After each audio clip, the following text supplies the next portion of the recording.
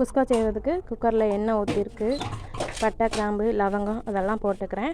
அது நல்லா பொரிஞ்ச உடனே நறுக்கி வச்சுட்ட தக்காளி, பல்லாரி, மிளகாய் இதை போட்டு நல்லா கிளறி கொடுத்துக்கிடுவோம்.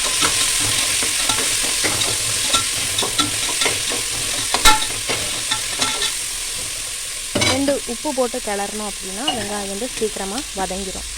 2 உப்பு போட்டு கிளறிக்கிறேன்.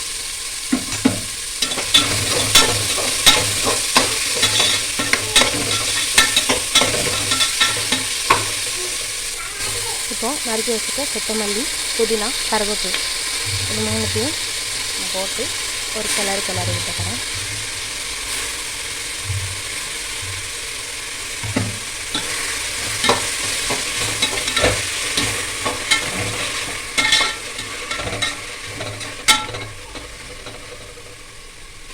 நான் அரைச்சி வச்சுருக்க இஞ்சி பூண்டு பேஸ்ட் நான் வந்து ரெடிமேட்டாக அப்போ அரைச்சி சேர்த்துருக்கேன்.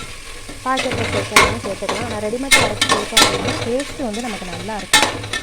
ரெடிமேட் அரைச்சி வச்சு இஞ்சி பூண்டு பேஸ்ட்டு சேர்த்து நல்லா வதக்கி கொடுத்துக்கலாம்.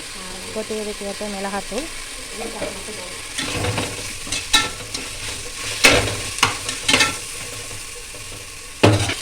மஞ்சள், கெட்டியான தயிர் கொஞ்சம் ஊற்றி நான் கிளறி கொடுக்குறேன்.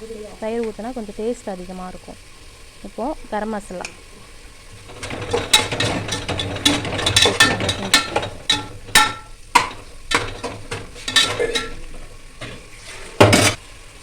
நான் நல்லா கலந்து வச்சுருக்கிறேன். அரிசியை போட்டுக்கிறேன். நான் சிம்பிளாக செய்கிறதுனால 2 பேருக்கு செய்கிறதுனால அரிசி கம்மியான அளவு தான் எடுத்துருக்கேன். 1.5 கிளாஸ் அரிசி எடுத்து நல்லா கழுவி வச்சு அதை ஆட் பண்ணிக்கிறேன். ஆட் பண்ணிவிட்டு ஒரு கிளறி விட்டுட்டு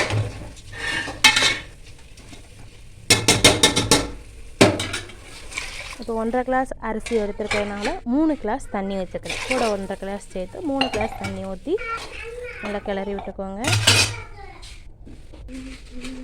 கிளறி விட்டுட்டு கடைசியில் இந்த நேரத்தில் நம்ம வந்து உப்பு செக் பண்ணிக்கணும். உப்பு உரப்பு எல்லாம் செக் பண்ணிக்கணும். காணாட்டாக போட்டுக்கலாம். எனக்கு உப்பு காணலை, நான் 2 உப்பு மட்டும் போட்டு நல்லா கிளறி விட்டுக்கிறேன்.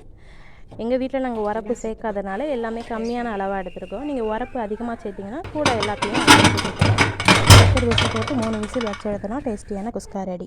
இப்போது விசிலை திறந்து பார்த்தோம்னா டேஸ்டியான குஸ்கா ரெடி.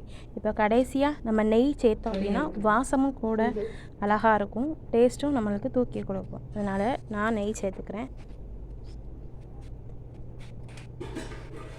நெய் சேர்த்து நல்லா கிண்டி கொடுத்தோம்னா ஆவி பறக்க டேஸ்டியான குஸ்கா ரெடி. நீங்களும் வீட்டில் ட்ரை பண்ணுங்கள்.